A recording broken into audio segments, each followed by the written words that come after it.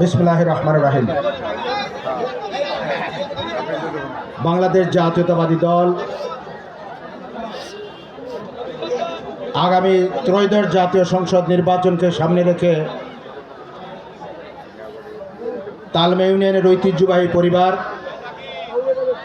মিয়া পরিবারের নেতৃত্বে আজকের এই উঠান বৈঠকের সম্মানিত সভাপতি, মিয়া পরিবারের কৃতি সন্তান জনাব লিটন মিয়া, আজকের এই উঠান বৈঠকে প্রধান অতিথি হিসেবে উপস্থিত রয়েছেন বাংলাদেশ জাতীয়তাবাদী দল কেন্দ্রীয় সংসদের সাংগঠনিক সম্পাদক, বিগত ফ্যাসিবাদ আন্দোলনের অন্যতম সিপাহ সালার লড়াই সংগ্রামের মধ্য দিয়ে যার রাজনীতি শুরু, ফরিদপুরের কৃতি সন্তান